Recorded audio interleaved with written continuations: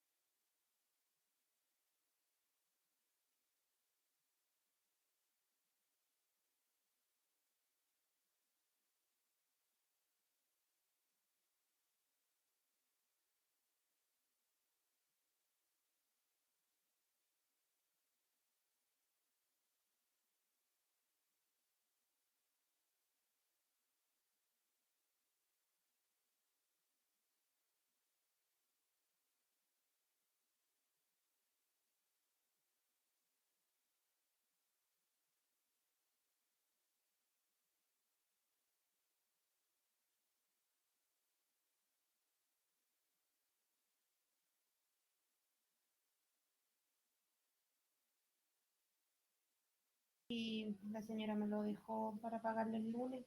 Ah, Sí. mire, ¿por qué no me dijiste que yo le pagué una adelantada para el lunes porque no tenía Ah, vuelto? no, pero sí me la dejó y ya nos pagarán el fin de semana. Y estoy quemando los últimos cartuchos. Oye, ¿cuánto? Ojalá me queda todavía echarle benzina al auto. No, nosotros paramos el auto porque si no, no Porque íbamos a con gastar la lo que nos falta. casa- Me quiero el mío 2.0. Sí, pues, la casa me la arreglo con lo que tengo, pero Mira, menos mal Joaquín ya no usa paño.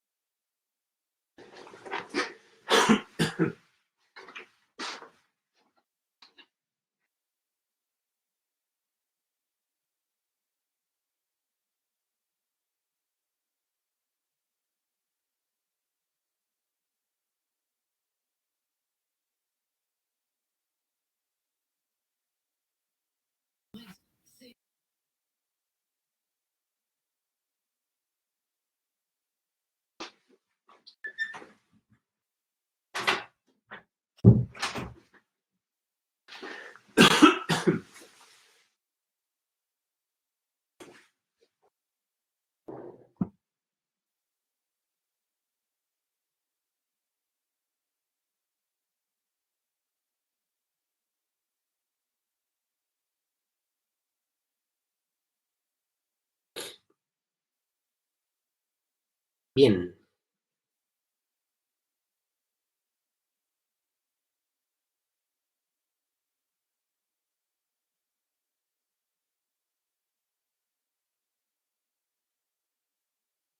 Muchas gracias por reconectarse, estar aquí para la segunda parte del día de hoy. Vamos a ver un barrido sobre modelación de agua subterránea, cómo formular un balance hídrico del acuífero y algunas experiencias en Chile que nos permitirían entender la hidrogeología y sus características de abastecimiento para la población.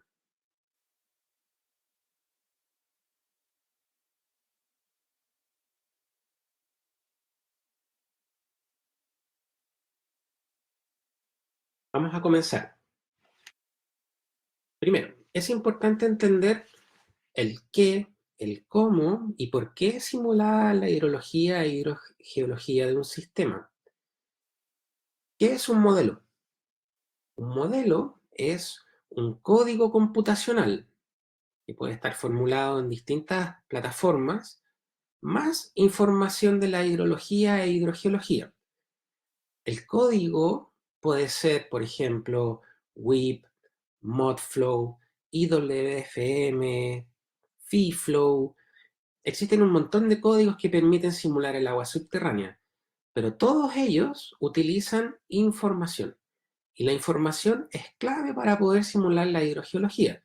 Se necesita información de infraestructura, por ejemplo, bocatomas, causas de ríos, altura de los ríos que ya hemos visto para simular las interacciones de agua subterránea con los cauces superficiales, datos de precipitaciones,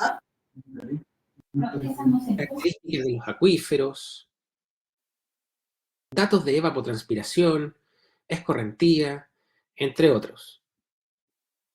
¿Y qué es lo que hace un modelo hidrológico? Como ya sabemos, simula las entradas y salidas de agua en el tiempo y el espacio en un conjunto. Y este conjunto es el ciclo hidrológico. El ciclo hidrológico indica todas las entradas y salidas de agua que existen en el territorio. ¿Por qué simular la hidrología? Bueno, un modelo calibrado, eso quiere decir que replica las condiciones naturales y antropomórficas de una cuenca desarrollada, permite conocer los flujos hídricos, informar balances de agua, identificar disponibilidad, consumo y además diseñar escenarios que sean factibles para el aprovechamiento y uso de agua subterránea.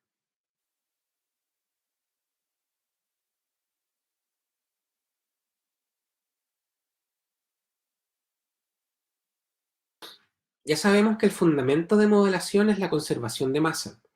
Eso quiere decir que la ecuación de continuidad, todas las entradas son iguales a las salidas en un estado estacionario o en un estado transitorio, la diferencia entre las entradas y salidas entrega el cambio de almacenamiento. Consideremos en la física un volumen de control, en este caso un cuadrado. Este cuadrado, que en términos volumétricos sería un cubo, supongamos que por la izquierda tiene un inflow, una entrada de agua, y por la derecha tiene una salida, que es el outflow. El flujo de entrada, si es igual al flujo de salida, y por lo tanto su diferencia es cero, estamos en un estado estacionario, steady state. Si es que la diferencia entre la entrada y la salida en nuestro volumen de control es distinto de cero, hay un volumen que cambia en el tiempo. El almacenamiento, el storage, tiene un delta, varía y se llama transiente, como lo conversamos al principio.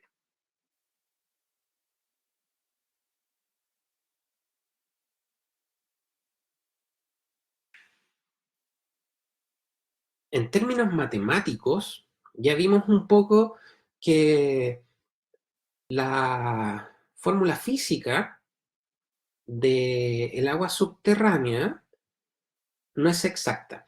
Por lo tanto, no hay una ecuación exacta que nos permita simular el agua subterránea y su movimiento, sino que hay aproximaciones a través de ecuaciones diferenciales parciales que nos indican, en este caso,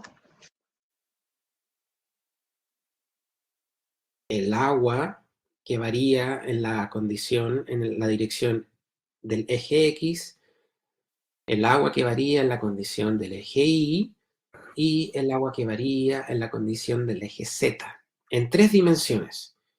Y esto, en palabras, quiere decir que en el lado izquierdo de la ecuación de difusión de agua subterránea, que es la misma ecuación de la difusión de calor y la difusión de los gases, aplica igual para el movimiento de agua subterránea, indica la tasa neta de entrada de agua a nuestro volumen de control.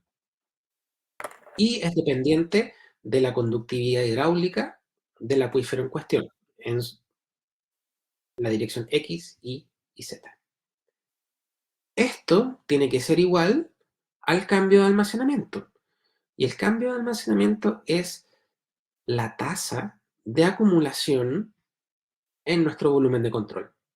Y eso es igual a una función que es en cuánto varía la altura de agua subterránea en el tiempo multiplicado por el coeficiente de almacenamiento más o menos otras fuentes de recarga o de extracción, como pozos de inyección, tasas de recarga, evapotranspiración. Entonces, a medida que uno va integrando la hidrología y la hidrogeología dentro de la ecuación de agua subterránea, este Q empieza a expandirse en evapotranspiración, pozos de inyección, entre otros. Lo que hay que rescatar de esta lámina es la ecuación fundamental, que ya la conocemos, que las entradas menos las salidas tienen que ser igual a cero si estamos en un estado estacionario, y si hay un cambio en almacenamiento entre las entradas y salidas, estamos en un estado transiente. Los códigos de simulación resuelven esta ecuación de una forma distribuida en el espacio. Eso quiere decir que tenemos nuestro volumen y se divide el dominio en sectores, que en este caso se llaman celdas o elementos, y queda como una grilla, una malla. Y para cada intersección de la malla, que se llaman nodos, el modelo resuelve esta ecuación y después entrega como resultado la altura de agua subterránea para cada uno de los nodos, y eso después lo transforma en volumen.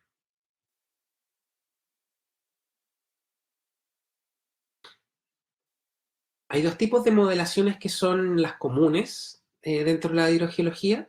Uno es un modelo de flujo y otro es un modelo de transporte. El modelo de flujo entrega como resultado, primero, para su resultado necesita datos de conductividad hidráulica, datos de almacenamiento del acuífero, las propiedades geométricas del acuífero, como por ejemplo cuál es el espesor saturado del acuífero, condiciones de borde y condiciones iniciales. Las condiciones de borde son características del modelo para representar, por ejemplo, recarga directa por precipitación, flujos laterales de entrada y salida al acuífero, tasas de evapotranspiración que se le incluyen al modelo y que permiten simular las entradas y salidas en función de los flujos conceptuales que se hayan caracterizado en la cuenca. Una condición inicial es la altura de agua subterránea en cada uno de los nodos del modelo, que permite después resolver la ecuación y entregar el resultado de el cabezal hidráulico, la presión, flujos de agua subterránea, velocidad y también volúmenes. Cuando un modelo de flujo está calibrado, eso quiere decir que la información permite que los resultados reflejen la dinámica de los niveles de agua subterránea en pozos observados, uno es posible transformar el modelo de flujo en un modelo de transporte. Por ejemplo, de un soluto, como en un salar el litio, el sodio, o en un modelo de contaminante, como por ejemplo petróleos o sedimentos de relave, sulfatos y otros contaminantes que pueden afectar la calidad de agua subterránea. Y para esto se requiere más información.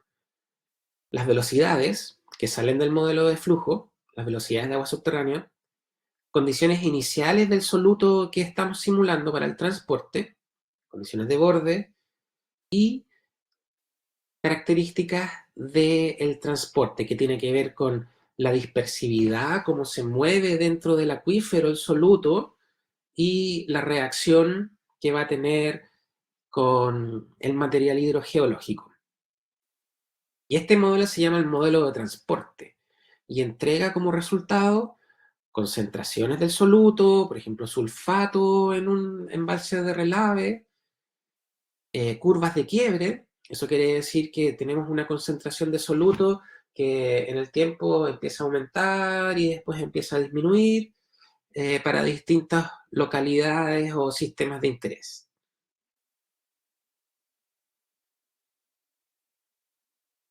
Antes de simular con un modelo numérico, es importante y necesario tener un modelo conceptual. Por ejemplo, acá mostramos un modelo conceptual de un acuífero en el norte, de Laguna Verde, en que el acuífero ha sido identificado acá con sus bordes rojos, y es un acuífero sedimentario en superficie y en profundidad fracturado en roca. La conceptualización ha dicho que tiene recargas laterales con 30 litros por segundo por esta subcuenca, tiene evaporación del acuífero somero por 50 litros, otra recarga lateral por otra subcuenca, y así todos los bordes del acuífero que tienen entradas laterales se conoce su flujo. Y esto es un trabajo en terreno y simulaciones hidrológicas para poder tener la información que el modelo numérico subterráneo va a tener que representar. Existe también la conceptualización de que hay una descarga hacia la laguna desde el acuífero, hay afloramientos a causas superficiales, aquí y acá, y al final acá tenemos un balance hídrico de la cuenca y del acuífero que tiene que ser representado en el modelo numérico. Existe una guía del Servicio de Evaluación Ambiental para la simulación de modelos subterráneos en que se describe cómo formular un modelo hidrogeológico conceptual, como este que estamos acá, y cómo transformar esto en un modelo numérico, hidrogeológico. Entonces, teniendo los flujos, primero hay que describir la geometría. Y aquí está la famosa geofísica. Entonces tenemos el acuífero en su extensión y la geofísica son perfiles, por ejemplo los TEM, en que uno manda una sonda desde aquí hasta acá en este perfil, la sonda penetra el terreno hasta los 200 metros, 300 metros y saca la resistividad. Y esa resistividad se mapea en colores. Y los colores, mientras más rojo o más fucsia. Hola Oscar, ¿cómo estás? Buen día. Espero que hayas tenido un buen fin de semana. Oye, ¿sabes qué? ¿Hay alguna Te pregunta? hablo porque voy a tener que dejar el curso. Traté, pero estoy con mucha pega, así que prefiero Oscar, postergarlo para apaga el otra audio. ocasión nomás, porque no es la idea que ande ahí dando pruebas tan atrasadas y no pueda estudiar ni nada. Ahí. Entonces, la compañera que tuvo que dejar el curso va a tener el material, así que ella va a poder estudiar si es que lo desea con el material, y van a estar las grabaciones. Esperamos que sea de utilidad. Como les decía, el TEM manda una señal. Y esa señal tiene una resistividad. La resistividad va en ohm metro. Y para cada ohm metro hay rangos que se van identificando para decir a mayor resistividad, mayor es la roca no transmisiva. A menor resistividad, mayor es el acuífero. Porque el agua no presenta ninguna limitante para la sonda del TEM. Entonces aquí tenemos, por ejemplo, que en superficie tenemos una resistividad que va más o menos de las arcillas, después ya más en profundidad tenemos los acuíferos que tienen menor resistividad, y después estas TEM se pueden interpolar. Hay software que lo hacen. Aquí hay otra visión, con un corte. Aquí está la laguna, y por ejemplo el software Leapfrog hace estas interpolaciones, se meten los resultados del TEM y se interpolan las distintas capas acuíferas y se llega a una representación como esta, en que tenemos distintas unidades hidrogeológicas. Por ejemplo, la UH1 se identificó como material de arena,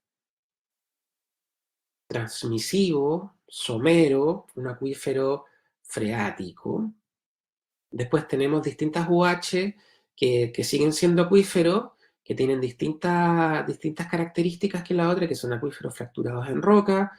Está la profundidad del acuífero, está aquí hasta dónde llega cada una de las unidades hidrogeológicas, y fíjense que cada una de las unidades tiene su geometría y profundidad específica en el territorio, bajo la laguna y también en el dominio del modelo.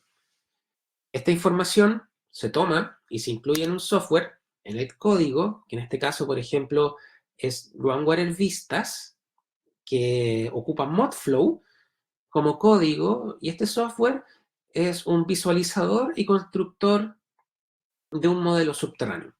Entonces aquí está Modflow como código, y uno puede aquí definir las condiciones de borde, los parámetros del acuífero, y está discretizado, como les decía, en una malla en Profe, que el código, ¿sí?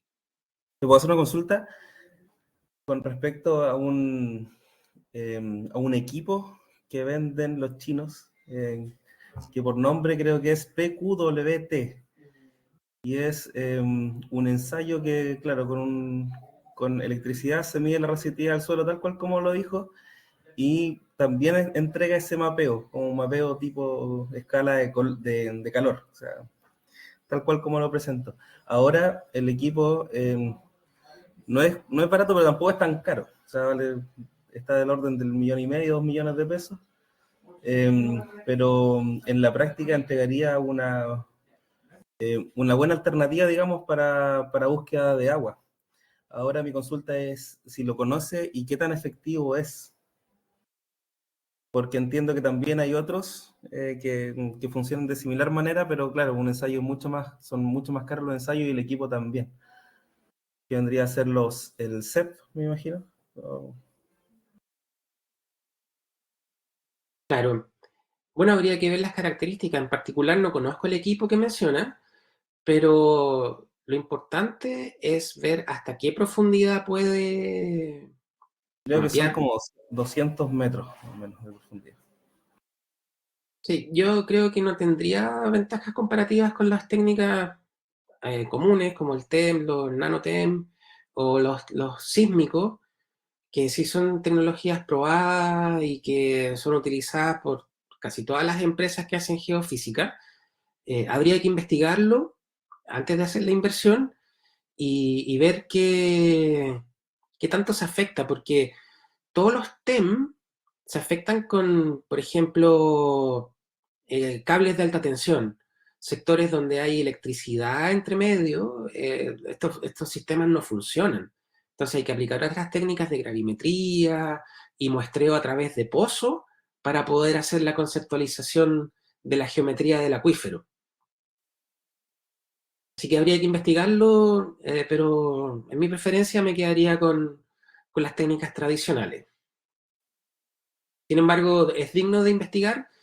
China tiene un montón de tecnología disponible a bajo costo que pueden ser implementadas como prototipos para ver su factibilidad y buen rendimiento en el territorio. Así que, Claro, más por ahí va mi consulta porque en costo, digamos, es harto inferior a las otras técnicas. Entonces, como alternativa, digamos, poder investigar sobre esta tecnología china que es más económica, que quizás nos puede dar algún resultado positivo. de Pero todas maneras, gracias por la respuesta. con gusto. Entonces, una vez que tenemos el dominio del modelo, tenemos su discretización en el espacio, fíjense que también uno puede hacer la malla más discreta en sectores de interés, porque sabemos que acá van a haber afloramientos, aquí también, las entregas de agua hacia la laguna, entonces ahí se necesita sectores más finos para poder evaluar en las condiciones del acuífero. Después se dibujan en el territorio, con técnicas de sistema de información geográfico, las distintas capas del acuífero en profundidad y sus unidades hidrogeológicas, que esto sale directamente del estudio geofísico. Para cada profundidad de la capa, entonces tenemos una capa 1 que va de los 0 a los 10 metros, aquí están las unidades hidrogeológicas identificadas, hasta los 400 metros, y ustedes pueden ver que es un acuífero altamente heterogéneo. Después se ingresan las conductividades hidráulicas en los ejes X y Z de cada uno, y estos salen de las pruebas de bombeo en pozos locales dentro del dominio, y se asume que la misma unidad hidrogeológica va a tener la misma conductividad a lo largo de su extensión y en profundidad. También los parámetros de almacenamiento del acuífero, que también salen de la prueba de bombeo, y esos son los parámetros principales que requiere el modelo para poder comenzar la simulación.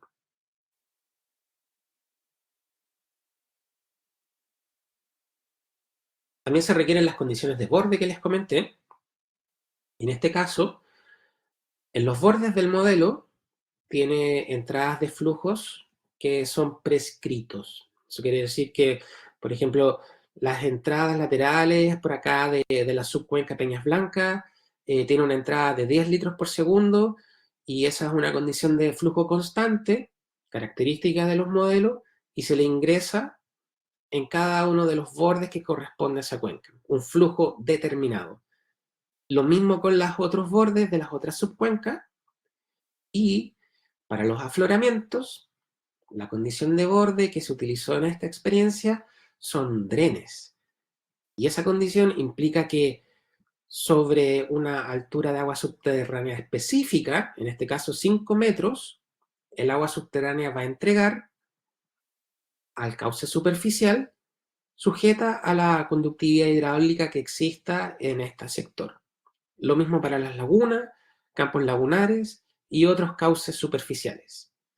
Entonces, en este sistema que es simple, un sistema prístino en el que no está intervenido, las principales entradas de agua son la recarga directa, que se aplica a todo el dominio, la evapotranspiración, que sale también del acuífero somero en todo el dominio, las entradas laterales, las salidas por los drenes y los afloramientos a los cuerpos superficiales.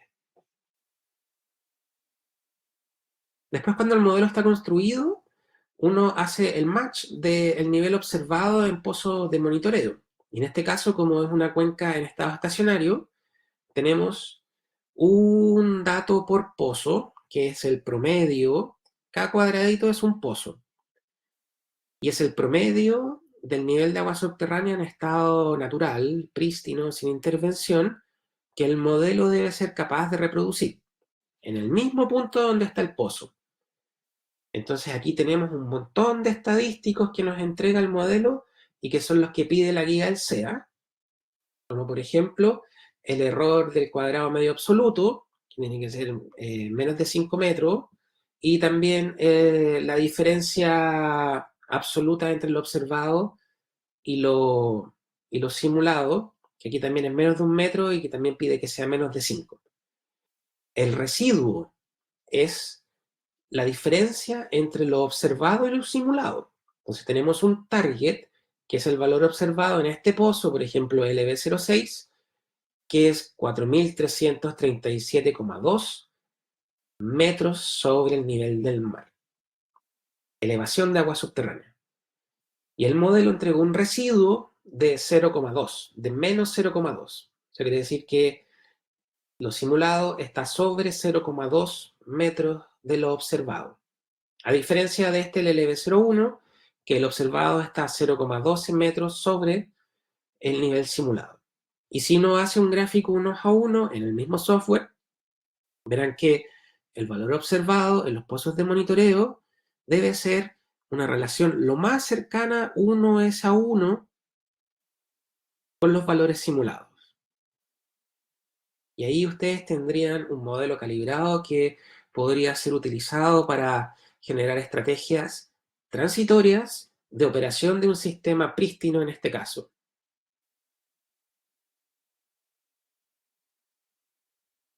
Uno también puede ver los niveles de agua subterránea en el territorio. Esto se llama equipotenciales de agua subterránea. También se le llama niveles piezométricos distribuidos en el territorio, pero esto es la elevación de agua subterránea en el territorio.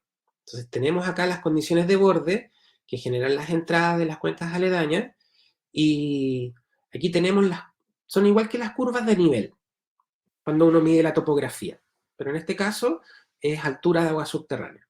Entonces vemos como las condiciones de borde hacen que el acuífero ingrese agua, y aquí después ya entramos al plano del territorio del acuífero, el nivel de agua subterránea empieza a fluir, aguas abajo, y aquí existen unas concentraciones de agua subterránea que indican los afloramientos en este sector de Peñas Blancas, que es el río. Tenemos afloramientos también en los sectores de los otros cauces, y un nivel de agua subterránea constante alrededor de la laguna. Estas curvas de nivel se llaman ISO porque desde su inicio hasta el fin indica que tiene el mismo nivel de agua subterránea. Por ejemplo, este que está en 4.348,3 está encapsulado en ese círculo. Todo este sector que tiene la isolínea tiene ese nivel de agua subterránea. 4.368, todo este sector tiene ese nivel de agua subterránea.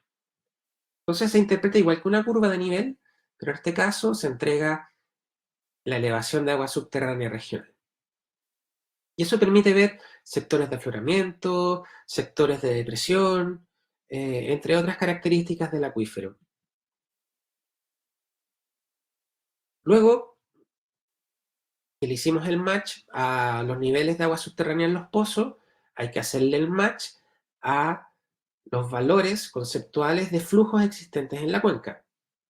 Entonces el resultado de Modflow u otro código va a entregar aquí los flujos, los inflows y los outflows, entradas y salidas, y aquí tenemos la entrada por recarga, las entradas por las cuencas aledañas, las salidas por los drenes y las salidas por la evaporación. Y fíjense ustedes que acá la entrada y la salida da prácticamente el mismo número, y ahí tenemos una diferencia porcentual de 0,01%. Eso quiere decir que las entradas y las salidas tienen el mismo valor, con un bajísimo error, y no hay cambio de almacenamiento entre las entradas y salidas. Si es que aquí pusiéramos unos pozos de extracción, tendríamos una variable que sería pozo, que estaría en el outflow, y como este estado está en estacionario, el agua que se sacaría de ese pozo saldría del storage. Entonces, en un modelo transitorio, tendríamos valores en el storage que indicarían entradas y salidas del almacenamiento del acuífero. Entonces, el modelo, una vez construido, replica los niveles de agua subterránea en pozos observados y además replica los flujos conceptuales obtenidos en la hidrogeología conceptual.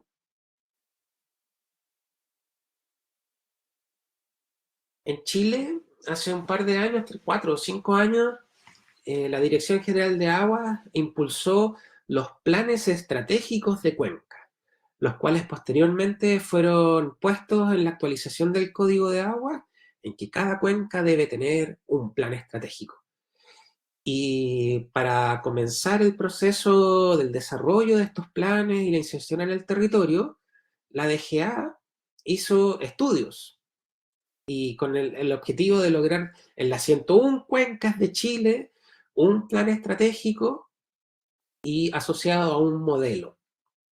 Entonces, los dividió en batch. Y este es el batch 1, que fue el primero que salió después de un par de años de estudio, y se hizo para la cuenca del río Copiapó, Huasco, Elqui, Limarí, Choapa, Limarí, Petorca, Ligua, Concagua, Maule. Y cada uno tiene un modelo WIP Modflow. WIP es un modelo operacional que funciona a través de nodos, en que uno para cada nodo le da los usos de agua, sus entradas en los cauces, pero tiene la particularidad que se puede acoplar a un código subterráneo como Modflow. Entonces, cada uno de los planes estratégicos del batch 1 tiene un modelo WIP asociado a un modelo subterráneo dentro del mismo código WIP. Y estos modelos están construidos para hacer simulaciones desde 1990 hasta el año 2050. Tenemos el modelo Maule, Aconcagua, Choapa, Limarí, Huasco, Copiapó, Elqui, Limarí y Ligua, Petorca. Entonces, cuando les mostré la semana pasada el informativo de Choapa, toda la información sale desde el plan estratégico para la cuenca del Choapa y la información que está en los informes sale del modelo. Y este modelo, para operarlo, requiere cierto conocimiento que en este curso, por ser tan poquitos días, no vamos a poder cubrir, pero en el informe están todos sus resultados para haber construido el informativo Choapa que les mostré. Si ustedes se meten al sitio de la DGA, en información de recursos hídricos van a estar los estudios y publicaciones, y ahí escriben por búsqueda plan estratégico de cuenca, y van a encontrar ahora sobre 20 planes ya desarrollados, cada uno con sus modelos, y en cuencas en que no había geofísica, que no había modelo, el plan estratégico entrega datos de geofísica y un modelo conceptual hidrogeológico que en el futuro permitirá construir modelos como este u otros códigos. ¿Qué sucedió en la práctica? Fue muy ambicioso el programa de modelación. Estos modelos están ahí aguardando su uso práctico porque existe una brecha de conocimiento en el sistema público como para poder ocupar estas herramientas en el plazo que se requiere. Entonces aquí hay una oportunidad de desarrollar personas con capacidades de operar modelos, interpretar resultados, con los conocimientos que hemos ido nosotros conversando a través de este curso. Pero lo importante es que está toda la información.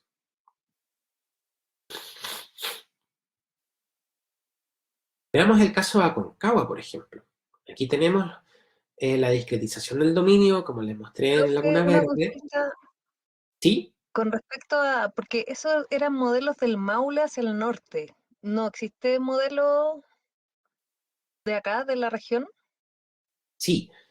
Es lo que les También hay. comentaba, el batch 1 son solamente estos, pero el batch 2 y 3 ya abarcan Araucanía, Magallanes, Aysén. Hay muchos modelos y planes estratégicos para el sur de Chile. Súper. ¿Y esos están abiertos? Si uno los puede buscar, modelos hidrogeológicos, y me deberían de Claro, aparecer. sí, ustedes cuando ingresen a la página de la DGA, en información de recursos hídricos va a estar estudios y publicaciones.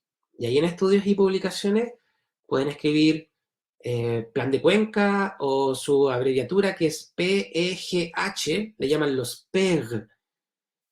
Y el anexo H está todo lo de la modelación. El modelo, WIP, ModFlow, la geofísica, el informe específico del modelo, y en la Araucanía hay varios. Así que Súper. ahí pueden investigar. Y va a ser Vale, algo que muchas vamos a gracias. hacer también para el trabajo final.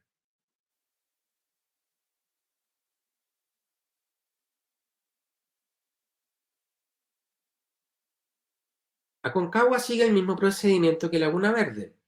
Se discretiza, se busca el ángulo de rotación por donde va el acuífero en el modelo. Las celdas acá son de 100 por 100 metros, lo que entrega un total de 588 filas y 1080 columnas en su malla. Y la conceptualización hidrogeológica dice que está acotado lateralmente por un borde impermeable. Quiere decir que el acuífero Aconcagua y la mayoría de los acuíferos de los valles transversales de Chile tienen borde impermeable, porque hay valles, estos valles transversales tienen acá las cordilleras que llegan hasta la costa, que separan un acuífero de otro. Entonces, aquí no tiene salidas ni entradas laterales en la Aconcagua, Ligua Petorca tampoco, y todos los modelos del Valle Central tienen esta característica. Tiene 3 estratos, y es así como se ve en el modelo. El modelo también puede agregar por zonas los CHACs, que son los sectores hidrogeológicos de aprovechamiento común de la DGA, el CHAC de San Felipe, Yayay, entre otros, y para cada una de estas zonas es posible obtener balances hídricos. Por ejemplo, uno puede estimar la recarga en todo el modelo, como puede ir viendo desde el 91 al 2020 cómo va la variación de la recarga, producto de las precipitaciones y riego.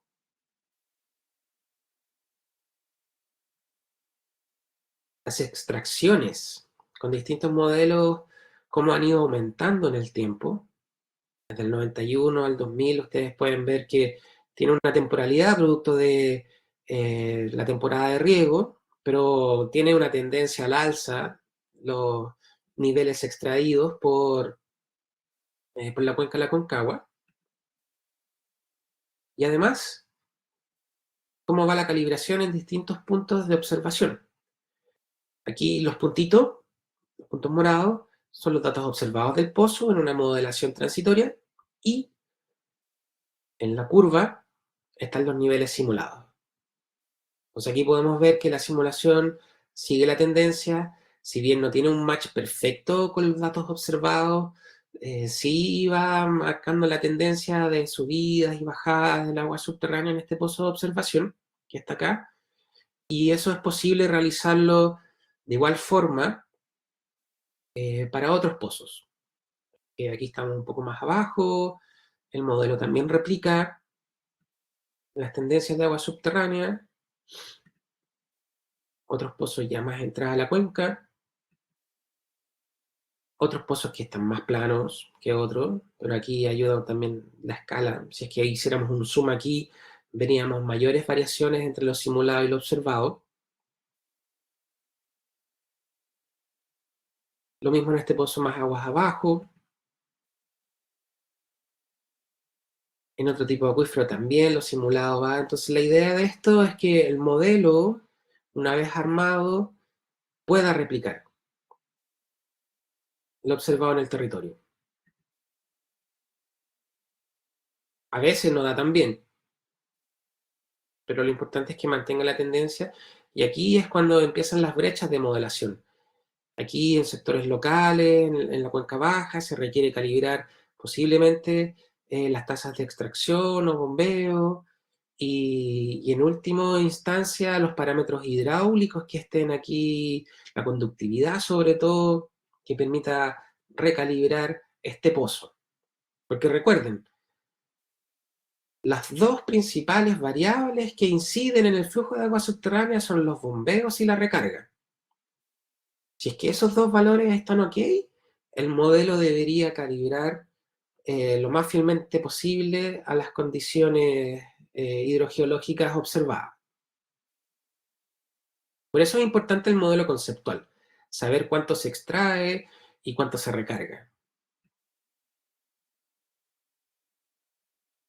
Aquí pueden ver que el modelo también va más o menos decente frente a lo observado. Y después uno puede empezar a analizar.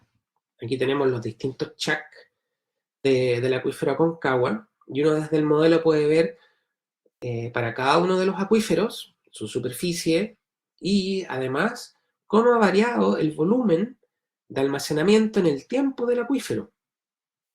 Entonces en Aconcagua podemos ver que hasta el 2020 existía una tendencia decreciente en los volúmenes y las proyecciones del plan estratégico, proyecciones de demanda y cambio climático, indican que al año 2050 va a haber aún más una tendencia decreciente en el volumen almacenado del acuífero, lo cual indicaría una situación de stock no sustentable para el acuífero, lo cual se repite en Choapa, se repite en Liguapetorca, y la mayoría de los acuíferos estudiados del batch 1, como les mostré, tienen esta tendencia negativa. ¿Y esto cómo se ve? En un flujo, en un balance de agua, tenemos las entradas y salidas para cada uno de los chacks. San Felipe, que está aquí, Putaendo, Panquehue, y entre otros. Flujo interacuífero. Ese es el flujo que ocurre desde un acuífero y otro, de forma lateral. Por ejemplo, de San Felipe a Putaendo, hay un flujo de entrada desde estos acuíferos hacia San Felipe cerca de 3.000 litros por segundo. La recarga desde el río, cerca de los 2.000. La recarga superficial, que es la recarga directa por precipitaciones, este valor, y entrega de 9 litros, y entrega un total de entradas cerca de los 15 litros por segundo. Esto es promedio mensual. De las salidas, el acuífero también entrega agua a sus sectores aledaños y tiene una salida interacuífero de 11 litros por segundo. Entonces, en términos de interacuífero, el acuífero de San Felipe entrega más agua de lo que recibe de sus acuíferos aledaños. El afloramiento al río es 1 litro por segundo y la recarga del río es 2 litros por segundo. Entonces tenemos un neto positivo de cómo el río Aconcagua le entrega agua al acuífero de San Felipe. Los drenes, que son afloramientos que se dan en los sectores altos o los piedemontes acá en las montañas, también generan una salida, y además existen pozos de bombeo, que tienen alrededor de una extracción de 2.000 litros por segundo. No hay descarga al mar, porque aquí no tenemos una salida, la cual se vería solamente aquí en el sector de desembocadura, que es este acuífero, el de Limache. Si sumamos el total de las entradas, tenemos 15 litros y 14.978 litros de entrada en San Felipe, y tenemos un total de salida de 15.230 litros. Es un acuífero grande. Fíjense que son 14 cubos. El cubo es como la jerga que se dice metros cúbicos por segundo, promedio mensual de entrada, 15 metros cúbicos. Y un total de salidas de 15,23 metros cúbicos, lo que nos entrega una variación de almacenamiento de 253 negativo. ¿Qué sucede en el acuífero San Felipe?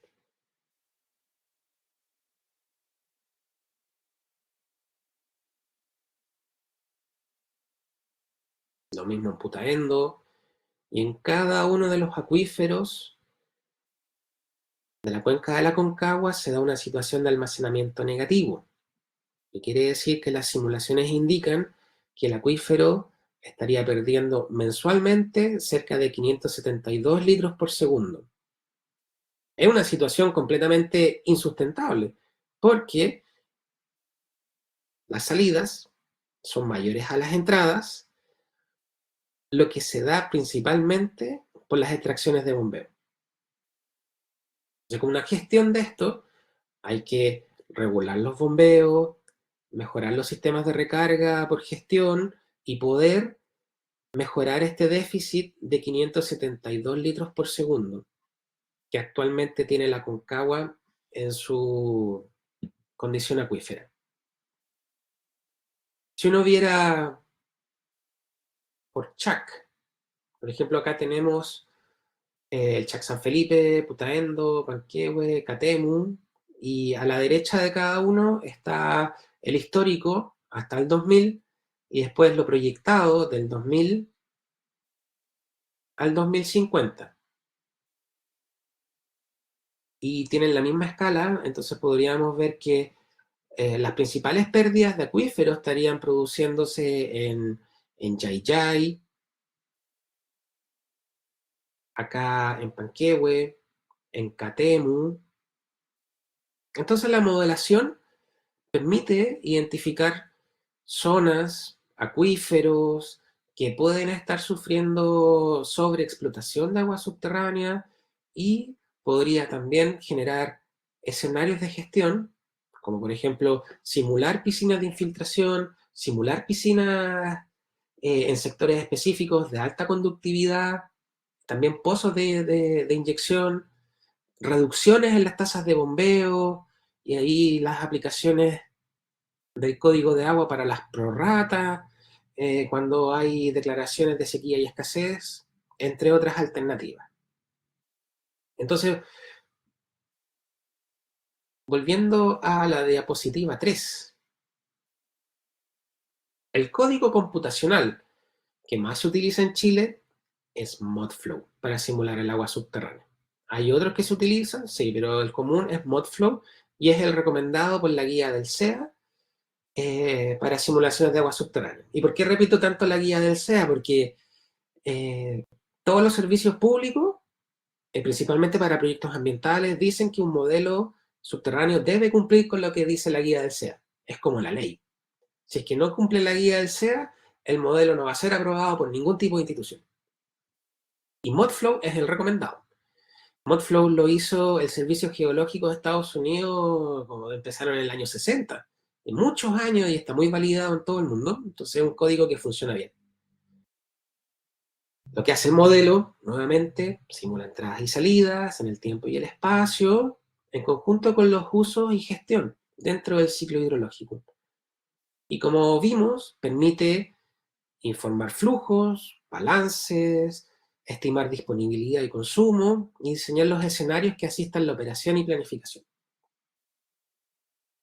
Para poder utilizar un modelo hay que entender lo que hemos conversado en este curso, que son las propiedades de los acuíferos, dónde se recarga, dónde se descarga, interpretar las conductividades hidráulicas para poder armar el modelo y luego hacerle el match a los datos observados y a los flujos conceptualizados en una cuenca.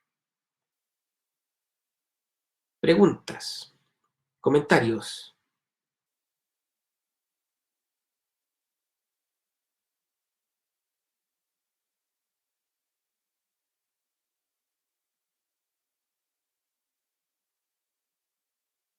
¿Alguien ha trabajado algún modelo alguna vez?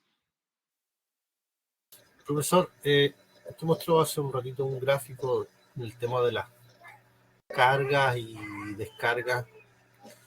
bueno, me imagino que eso, como lo comentó anteriormente, está regulado también por la ley, por el tema de los pozos, cuando habló la semana pasada de los 200 metros del uso de los pozos. Pero en realidad, ¿qué se visualiza en el futuro? Porque los balances que se presentaron ahí, la mayoría son negativos. Entonces, tenemos que tomar acciones como lo está tomando lo que mostró anteriormente en California, Estados Unidos o en otros países de Europa, o la conciencia del mismo pueblo chileno que se preocupe de este tipo de cosas, o cómo nosotros podemos también tratar de, a nuestras autoridades, tratar de interiorizar un poco más en esto, para no llegar a esa negatividad de los flujos y de los modelos. Entendiendo que, por ejemplo, en la zona del secano interior y en la mayoría de la región de la Araucanía, el abastecimiento de agua es necesario incluso para el agua de bebida. No está lo que queda para cultivos o otras actividades agrícolas está siendo igual ocupado o sobreocupado. Exacto. Parte por, como usted mencionaba, concientizar, hacer visible el agua subterránea. Una forma de eso es mostrar información más allá de lo conceptual o de simulación, como por ejemplo datos duros. Hidrogramas de niveles de agua subterránea en pozos observados. La Dirección General de Aguas tiene una base de datos completa de pozos que uno puede descargar directamente también de su sitio web, y además lo pueden pedir por transparencia. Pueden escribir y pedir toda la base de datos de los pozos de Araucanía, y ahí ustedes pueden generar, como el informativo del Igua Petorca que revisamos la semana pasada, cómo ha ido variando el nivel de agua subterránea en cada uno de los pozos. Y eso ya es un indicador de que si es que van en tendencia hacia la baja, existe una sobreexplotación, porque la recarga no es suficiente como para solventar la extracción, y eso explica el sentido decreciente del hidrograma. Después uno puede ir al más profundo, ir a los planes estratégicos de cuenca, buscar los resultados del modelo y ver cómo ha variado el almacenamiento, como les mostré en Aconcagua, con respecto al tiempo. Y pueden ver una pérdida, como en el Aconcagua, de 572 litros por segundo promedio mensual, lo cual es insustentable. Y lo que entregó los planes estratégicos es que de Maule al norte, todos los acuíferos están en una condición negativa. Entonces se requieren medidas de gestión, se requieren medidas para aumentar la disponibilidad de agua, e incluso también en las zonas de Ñuble, Biobío, también se ha visto situaciones de pozos secos, Araucanía también, por lo que ustedes me han comentado. Entonces es algo que todavía no se toma realmente el peso de que el acuífero está siendo utilizado más allá de su tasa de recarga. Y lo digo porque la mayoría de los acuíferos explotados en Chile son freáticos, son superficiales. Muy pocos hacen uso de pozos profundos del acuífero confinado. Entonces el acuífero freático se deprime muy rápido y se recarga de temporada a temporada, pero las recargas que ocurren son menores a las extracciones. Entonces hay que regular de alguna forma la forma de extraer el agua. Turnos, pozos compartidos, hacer gestión.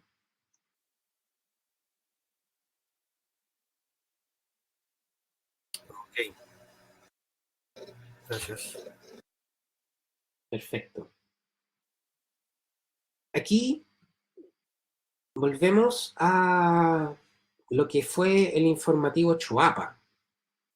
Una vez que se terminó el plan estratégico del Choapa, la comunidad quería saber cómo estaba el agua subterránea, porque es algo que nunca se había difundido con tanta profundidad, Y aquí el ministro pidió generar este informativo que sale directamente del plan estratégico. Entonces, la idea del trabajo en grupo es que, como grupo, puedan escoger un plan estratégico de Cuenca en cualquier región y puedan replicar el informativo. Van a encontrar toda la información que está acá por los capítulos, principalmente en el anexo H, y está la descripción de la cuenca, el acuífero, que es un sistema interconectado de agua subterránea, tiene 6 sectores hidrogeológicos según la DGA, y ahí se muestra cada uno.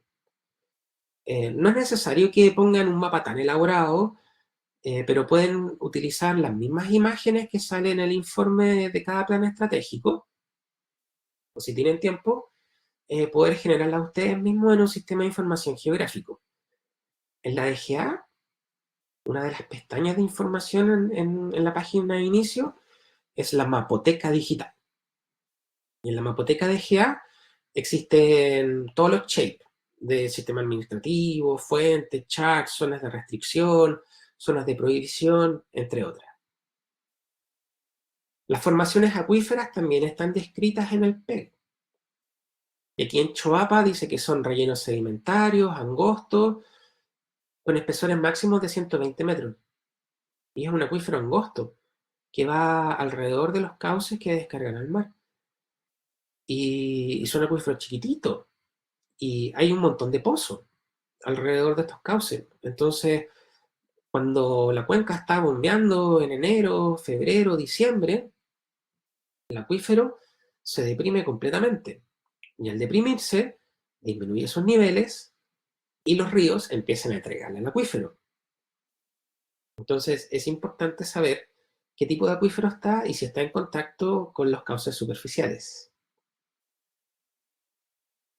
Están sus características de conductividad, los niveles freáticos, los niveles observados que varían entre 2 a 4 metros de profundidad, pero se registran variaciones entre más o menos 15 metros en los últimos años de recarga subterránea. El balance, que corresponde a la diferencia de las entradas y salidas, la recarga por lluvia y por riego corresponde a 3,5 metros cúbicos por segundo, y en el fondo es poner la tabla de balance en palabras o como una tabla y cómo esto se proyecta. Y el cambio de almacenamiento actual en Choapa también va negativo, cerca de 6,2 litros por segundo. En este caso, menos 0,062 metros cúbicos por segundo. Del 2020 al 2050 se proyecta que el desbalance del acuífero va a ser un orden de magnitud mayor, promediando menos 0,112 metros cúbicos por segundo. Entonces es un estado crítico. Si es que no se toman acciones para poder hacer gestión del agua subterránea, este va a ser el caso y el acuífero va a seguir disminuyendo su volumen, van a haber pozos colgados, la recarga va a ser mucho menor a la extracción y por lo tanto el acuífero, que se recarga en años y años y años de acción hidrológica, no va a ser capaz de compensar la extracción.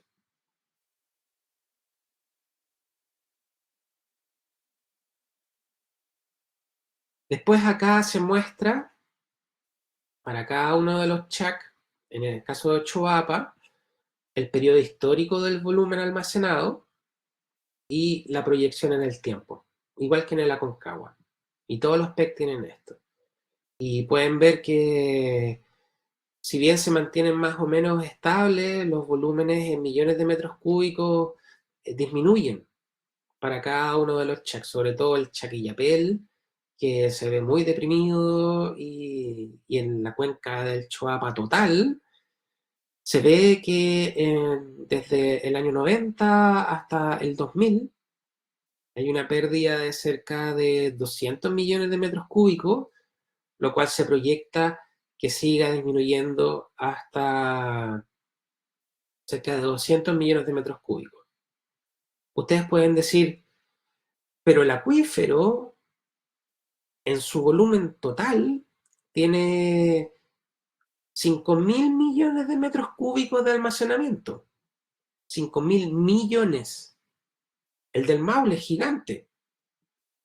Sin embargo, si es que consumimos el stock del acuífero, esos 1.000 millones van a empezar a disminuir y las recargas vimos que toman hasta milenios para poder solventar las extracciones. Entonces la Dirección General de Aguas toma estas consideraciones para ver si un acuífero está deprimido, para cerrar la cuenca al otorgamiento de nuevos derechos permanentes. Solamente da provisionales cuando está bajo restricción, y eso quiere decir que si un acuífero disminuye 1 metro en promedio el nivel de agua subterránea, condición 1, cumple para hacer un área de restricción. Si es que existe interferencia con los cauces superficiales, produciendo que el acuífero empiece a disminuir el flujo superficial en más allá del 10% del caudal del río, otra causal. Si es que hay pozos secos, otra causal. Y esos son los principales como para poder cerrar acuífero. Pero se llega tarde, porque no se observa, sino que hay que simularlo, hay que informarlo. Y en Choapa hay zona de prohibición para la mayoría de la cuenca. Todo en rojo, todos los chacos de Canela, Choapa Bajo, Illapel, Chalinga, Choapa Alto han sido declaradas zonas de prohibición. Eso quiere decir que aquí no se puede otorgar derechos permanentes ni provisionales. Sin embargo, pueden actuar todos los miles de pozos subterráneos con derecho que ya existen. Entonces, si ya están cerrados y no va a haber más otorgamiento de derecho, ¿cómo poder gestionar el agua subterránea para que no se produzca el desbalance? Es una pregunta todavía abierta. Choapa Medio tiene todavía condiciones que no han determinado su cierre, pero se estudió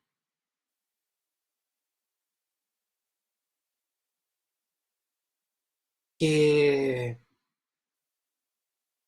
este es el balance administrativo que hace la DGA. Entonces, están los distintos CHAC, el tipo de limitación de cada uno de los CHAC, Choapa Medio está abierto, y por resolución y fecha, toma de razón por Contraloría, publicación diario oficial, la DGA tiene sus balances. Entonces dice, tenemos una oferta total calculada por sus modelos, la Autoridad del Agua tiene sus formas características de hacerlo, tenemos una oferta de agua que es la recarga neta en cada uno de los CHAC y la demanda comprometida. Fíjense, por ejemplo, en Choapa Alto, la demanda comprometida es casi el doble de la oferta total. Y esto, en el estudio que hizo la DGA para este momento, dice, entonces tengo disponibilidad cero para nuevos derechos, ni solicitudes, ni provisionales. Porque mi demanda en derechos de agua duplica la oferta. Pero en el Choapa Medio, la DGA calculó al 2021 que existía un remanente de disponibilidad de 930.000 metros cúbicos al año. Entonces, ¿qué es lo que hizo la DGA? Aseguró estos caudales para el abastecimiento humano, para los APR. Entonces cerró administrativamente la cuenca, entonces solicitó estos derechos a través de la DOH para asegurar el consumo de los APR de la zona y así poder suplir también un poco el déficit hídrico que había. Y está en proceso de cerrar la cuenca. Y aquí después, esto es una simulación particular que nos sale del PEG, pero en cada uno de los planes estratégicos hay escenarios de simulación, entonces ustedes pueden escoger un escenario en particular que les llame la atención, que sea digno de discutir e interesante para que podamos aprender algo y describirlo. Acá lo que pasaba en Choapa es que había una situación de emergencia hídrica. Los APR se estaban secando y no se sabía de dónde poder sacar más agua como de forma legal.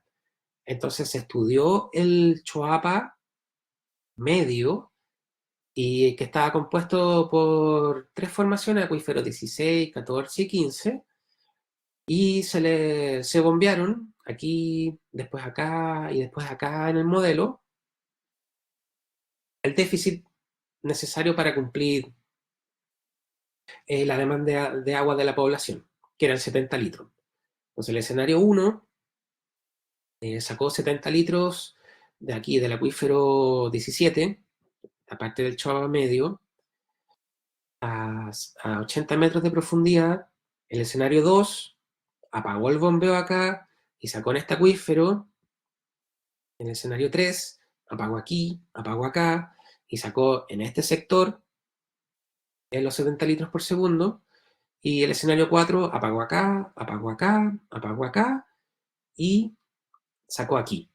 El escenario 4, una batería de pozos de 70 metros de profundidad a un caudal de 70 litros por segundo.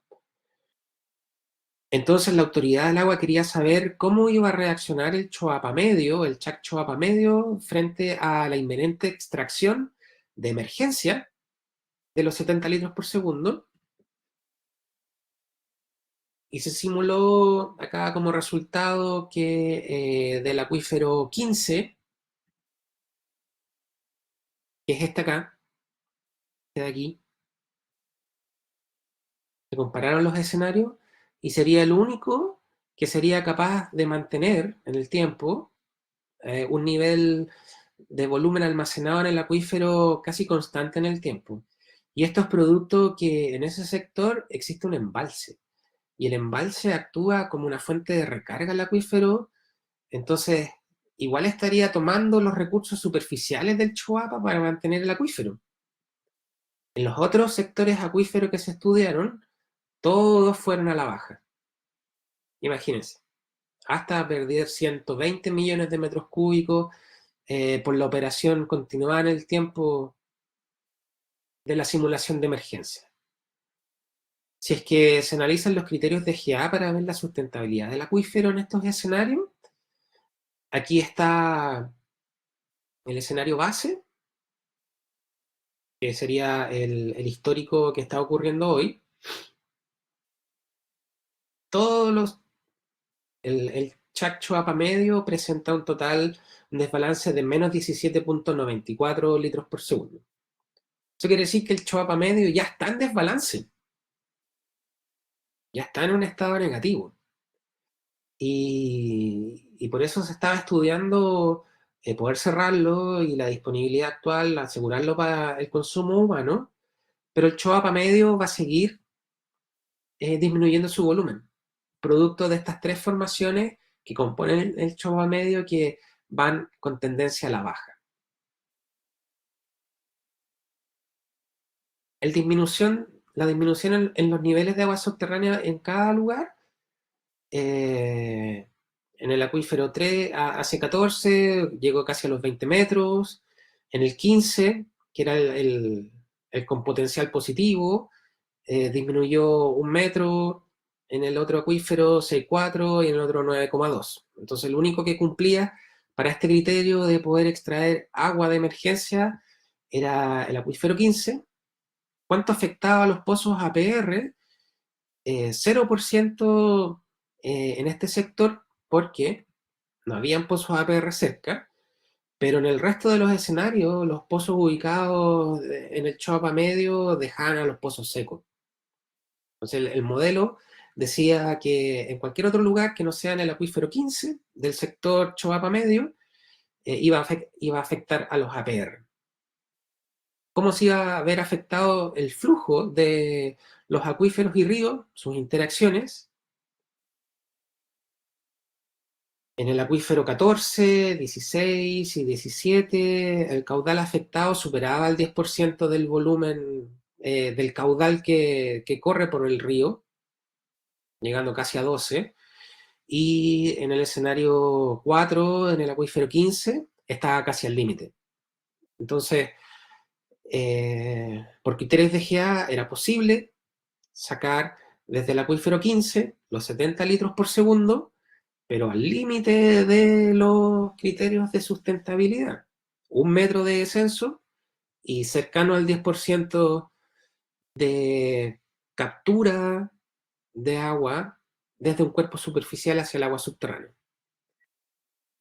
¿Qué decidió la autoridad al final? Como estaba tan al límite todo esto, importó agua desde Illapel. Entonces hicieron acá unas tuberías con ayuda de la minera Pelambre y sacaron agua, perdón, de acá, desde Salamanca. En Salamanca había mayor disponibilidad de agua, pero como estaba en zona de prohibición, no se podían entregar derechos a la DOH. Entonces ahí hubo una transferencia de derechos entre público y privado para poder sacar agua desde Salamanca y llevarlo a través de muchas tuberías y servidumbre a la zona de Illapel, que es donde está el principal déficit hídrico. Entonces esta simulación ayudó a decidir a la autoridad del agua si es que había que cerrar o no Choapa y si es que era sustentable en el tiempo extraer los 70 litros por segundo que necesitaba Illapel para suplir su demanda poblacional. Y el resultado fue al límite en el sector del acuífero 15, pero demasiado al límite, e igual insustentable.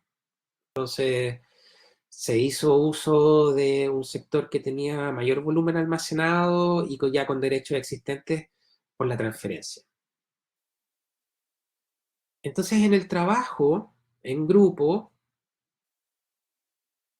la idea es que escojan un PEC, su interés, las cuencas, vayan al sitio de la DGA, bajen el informe final, vayan a la sección de oferta subterránea, van a encontrar toda esta información.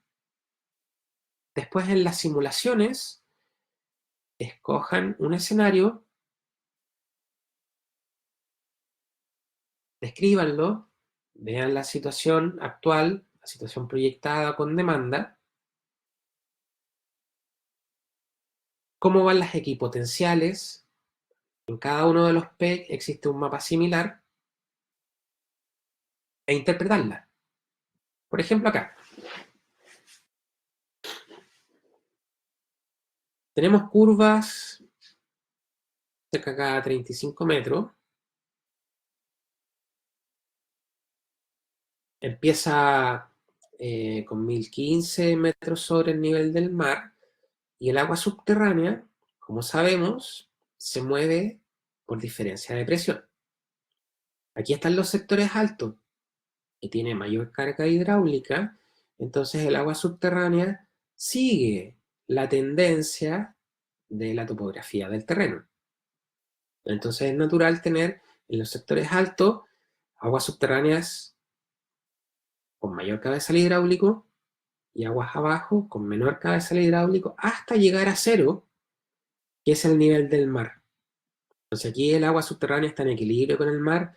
Vimos la semana pasada los conceptos de la cuña salina, la intrusión salina y los efectos que tiene el bombeo en contaminar con salinidad los pozos costeros. Si ustedes ven, por ejemplo acá, una equipotencial que va en contra del sentido de la pendiente, en este caso, u otra equipotencial que va en sentido de la pendiente, eso tiene una interpretación diferente. Aquí se ve mucho más marcado como la equipotencial va en sentido contrario de la pendiente. Eso quiere decir que el acuífero está alimentando al cauce superficial. Aquí el acuífero también está alimentando al cauce superficial. Aquí, fíjense, también está alimentando al cauce superficial. En los sectores más altos, por ejemplo aquí, el cauce superficial, la equipotencial va en dirección de la pendiente, entonces el río va alimentando al acuífero.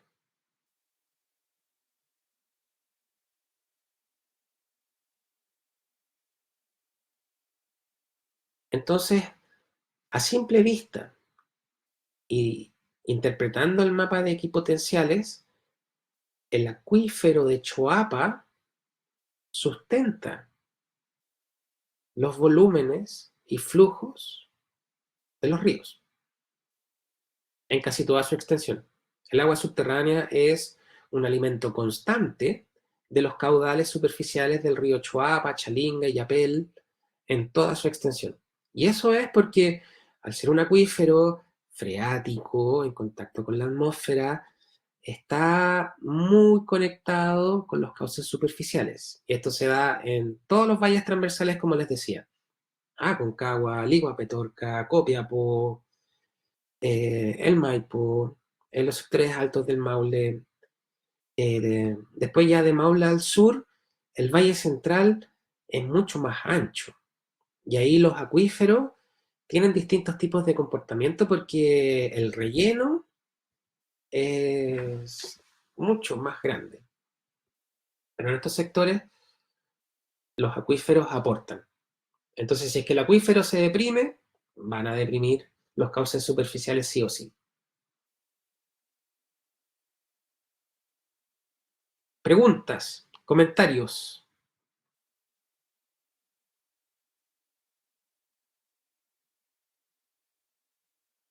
Profe, ¿qué podemos hacer, por ejemplo, nosotros desde nuestra posición como funcionarios públicos, cree usted, con respecto al tema de las políticas públicas también, porque como depende de como no directamente de nosotros, sino que nosotros fiscalizamos o aplicamos? Entonces, cuando a mí me llega una solicitud de un APR donde yo sé que es un pozo más profundo y cada vez más profundo, por una cuestión social, obviamente, de derecho humano al agua, etcétera, etcétera, pero que yo veo que a 500 metros tienen derechos de agua sobre las aguas superficiales que están recargando, claramente, donde estoy parada. Y extraen, y tú fiscalizas, oficial la DGA, pero al final tienen tanto trabajo y es un caso entre miles. Entonces, ¿cree usted que se le deberían dar atribuciones a los funcionarios públicos más allá de la DGA para poder fiscalizar estos casos? Ay, qué buena pregunta, porque es algo que se ha ido conversando ya hace algún tiempo. El hecho de modernizar a la Dirección General de Aguas de alguna forma y otorgar más atribuciones a las gobernanzas locales que puedan gestionar de forma más expedita y con conocimiento del territorio estas situaciones como usted me comenta. Porque al estar a nivel central, en la DGA, como usted dice, son pocos los profesionales, y en las oficinas regionales o provinciales también el personal es poco. Entonces deberían sí haber más atribuciones a nivel local, como en las municipalidades, para poder hacer gestión, con menos burocracia, que siempre exige la autoridad del agua para poder hacer modificaciones de cauce, restricción de extracciones, entre otros. Pero el nuevo código tiene algunas mejoras para el abastecimiento humano, entonces hay que estudiar bien cómo poder hacerlo. En este momento, digamos que todo más o menos sigue igual, pero el marco normativo está para que la Dirección General de Aguas asegure el abastecimiento humano frente a cualquier otro uso. Entonces, si tenemos una extracción, por ejemplo, minera, agrícola, industrial, forestal, de un cauce cercano a un pozo APR, oficiaría a la Dirección General de Aguas indicando la prioridad y el artículo del Código de Aguas que indica que este pozo requiere ser priorizado y que imponga las medidas pertinentes para asegurar su abastecimiento y la regulación de las extracciones superficiales que alimentan el acuífero. Como por ejemplo, la Boca Toma en el sector tanto, que está a 500 metros del pozo APR, que está siendo priorizado para el consumo humano. Entonces la DGA está obligada de tomar cartas en el asunto frente a eso. Y ahí se va a elevar una minuta y una acción de fiscalización. Y el Departamento de Fiscalización en la Dirección General de Aguas, en promedio, tiene capacidad para 100 puntos al año.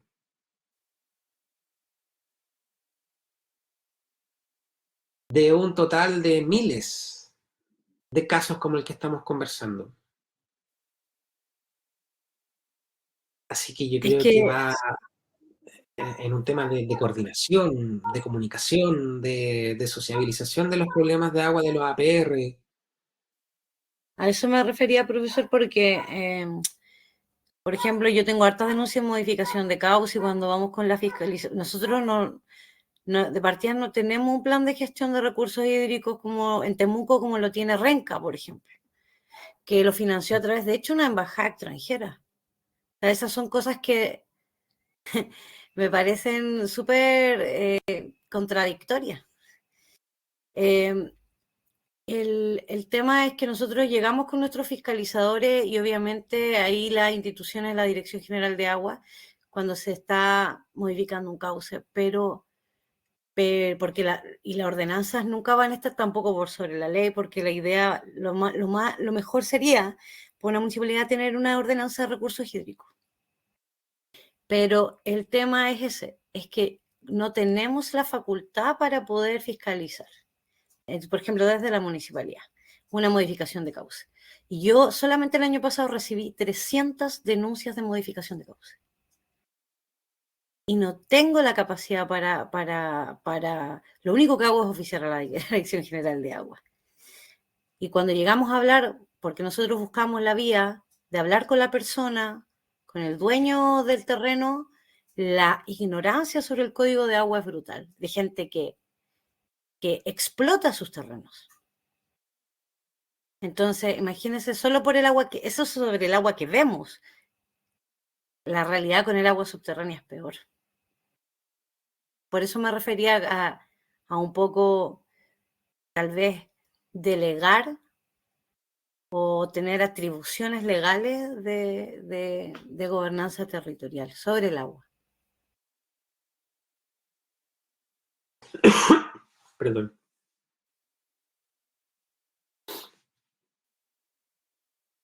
Se ha hablado también de los consejos de cuenca. Ha sido algo que se ha estado impulsando, tiene sus pros y sus contras. Hay personas que le gusta, personas que no le gusta. Personas dicen que van fuera del ámbito de la ley, que va a cortar atribuciones a las organizaciones de usuarios. Entonces, cuando se tocan estos temas son bien sensibles, en todo aspecto. Entonces yo creo que todavía estamos en conversaciones a nivel país de cómo hacer una gestión más eficiente, porque a la DGA, si bien se sabe que no dan abasto para todo el nivel de fiscalización que se requiere, ellos mantienen la autoridad del agua, y porque está en el código de agua. Si es que el código de agua dijera algo diferente, se podría actuar, pero es la ley. Entonces es algo súper rígido. Habría que tomar otros 15 años nuevamente para modificar el código de agua, que eso toma más o menos, y ponerlos en los artículos, las atribuciones que podrían tener instituciones más locales frente a estos problemas de desabastecimiento, y gestión. Pero también se puede ocupar a favor el código de agua, porque las organizaciones de usuarios, juntas de vigilancia, asociaciones de canalistas, comunidades de agua, que tienen en su poder la gestión del agua, por atribuciones legales, son a través de ellos con quienes se puede coordinar, con quienes se puede hacer estrategias más eficientes de gestión. Entonces, si es que se les llega un caso, como el que conversamos del pozo, que tienen que ser priorizados, ir a la comunidad de agua subterránea que esté ahí, perdón, de agua superficial, la organización de usuarios, si hay una junta de vigilancia o una asociación de canalistas, y conversar con ellos un plan de acción. Exponerles la situación y llegar a acuerdo. Porque la DGA no va a intervenir la cuenca a menos que esté en un estado de excepción por sequía extraordinaria, donde la DGA va a tomar atribuciones, va a distribuir el agua según sus criterios hasta que pase la emergencia. Lo que sucede siempre en Aconcagua y algunas otras, pero Aconcagua todos los años la DGA interviene, toma control de las bocatomas y también es muy criticada, porque los usuarios dicen el agua se está repartiendo mal, no está siendo equitativo, se está haciendo de forma ineficiente y tiene un costo también para la DGA. Son una intervención en una temporada tiene como el costo de 100 millones mensuales. Entonces la DGA prioriza, por ejemplo, cuencas altamente conflictivas como la Aconcagua para ir a intervenir, y son sus capacidades, invertir sus recursos ahí, pero el resto de las cuencas que todavía no están tan críticas, están en veremos, y van en una constante secundarización de prioridad. Pero si es que fuéramos y conversáramos con la organización de usuarios de agua pertinente del sector, se lograrían cosas mucho más en el corto plazo y de forma coordinada, sin que se tenga que pasar por una burocracia tan grande en términos de papeleo, código de agua, entre otros. La organización de usuarios es clave, en mi opinión. Y eso dentro del Consejo de Cuenca se supone que también van a estar en el directorio. El MOB está impulsando un Consejo de Cuenca por cuencas piloto. Creo que en la Araucanía hay una cuenca piloto definida, no sé si alguien sabe. La del Tolten, profe. La del Tolten. Yo quería interrumpir un poquito, profesor. Estamos un poquito pasados con el tiempo. Llevamos 1:14 y la clase para esta plataforma debería ser de 90 minutos. Está súper interesante esta parte que están hablando. Yo no soy del área, pero estoy pegado en lo que están hablando. Pero también tengo que velar que después las clases estén disponibles para todas las personas que no están presentes. Así que eso, para tomar otra pausa. Y hagamos una pausa de unos 10 minutitos y luego cerramos con lo que estamos conversando de cómo desarrollar el trabajo en grupo, y les voy a dar una pregunta para la evaluación número 1. Se las voy a mostrar, que va a ser bien entretenida e interesante. Así que nos juntamos en 10 minutitos más, Oscar, y volvemos pronto. Muchas gracias por el timing, porque, claro, con la conversación se nos va el tiempo. Disculpa por eso. Sí, no, lógico. Son temas súper relevantes y importantes, yo creo que para cada una de las personas que está aquí. Entonces, yo creo que están todos así muy pendientes de lo que se habla. Sobre todo en esta parte de la discusión de cómo está la situación actual en Chile. Pero también hay que ver esta otra parte, así que perdón por la interrupción. Ok, nos reunimos entonces a las 13:40. Muchas gracias, nos vemos. Ya, vale, Ok, gracias. muy bien.